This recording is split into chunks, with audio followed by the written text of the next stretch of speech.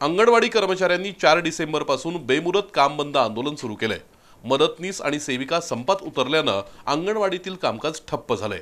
अशा परिस्थितीत नव्यानं नियुक्ती दिलेल्या मदतनीसांच्या मदतीनं अंगणवाडीतील मुलांना खाऊ वाटपाचा प्रयत्न करण्यात आला, पण अंगणवाडी सेविकांनी जोरदार विरोध करत हा प्रयत्न हाणून पाडला। अंगणवाडी कर्मचारी आणि सेविकांमध्ये फूट पाडून आंदोलन मोडीत काढण्याचा शासनाचा प्रयत्न यशस्वी होऊ देणार नाही, असा इशारा अंगणवाडी कर्मचाऱ्यांनी दिलाय। आपल्या प्रलंबित मागण्यांसाठी अंगणवाडी कर्मचाऱ्यांनी बेमुदत संप पुकारलाय। त्यामुळे 4 डिसेंबरपासून अंगणवाड्यांचं कामकाज ठप्प झालंय। शासनानं या आंदोलनाची दखल घेतलेली नाही। दुसरीकडे मागण्या मान्य होईपर्यंत मागे हटणार नाही असा निर्धार अंगणवाडी कर्मचाऱ्यांनी केलाय। सेविका आणि मदतनीसांच्या संपामुळे अंगणवाडीतील चिमुकल्यांसाठी खाऊचं वाटप बंद झालंय। अशावेळी प्रशासकीय स्तरावरून पर्यायी व्यवस्था करण्याचा प्रयत्न झाला। नव्यानं रुजू झालेल्या अंगणवाडी मदतनीसांकडून कळंब्याजवळच्या बापूराम नगरमधील एका अंगणवाडीमध्ये खाऊ वाटप करण्याचा प्रयत्न झाला। त्यानंतर आंदोलन करणाऱ्या अंगणवाडी कर्मचाऱ्यांनी बापूराम नगरमध्ये जाऊन खाऊ वाटपाचा प्रकार रोखला।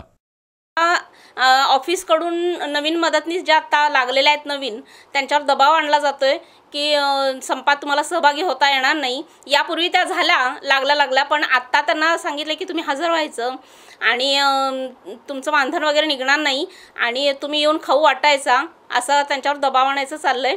तर आमचा कुणाशी लढा नाही, आमचा सरकारशी आणि आमच्या हक्कासाठी आमचा लढा आहे।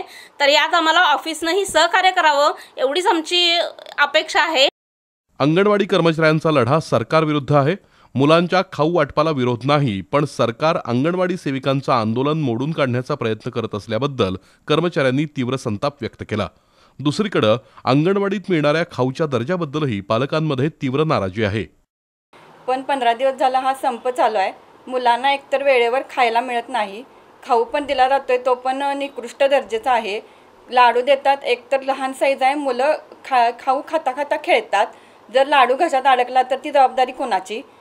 लहान मुलांमधील कुपोषणाची समस्या रोखण्यासाठी अंगणवाडीमध्ये सकस आहार देण्याचं शासनाचं धोरण आहे, पण प्रत्यक्षात अंगणवाडीत मुलांना मिळणाऱ्या खाऊचा दर्जा पाहिला तर याला सकस आहार म्हणायचं का, असा प्रश्न पडतो।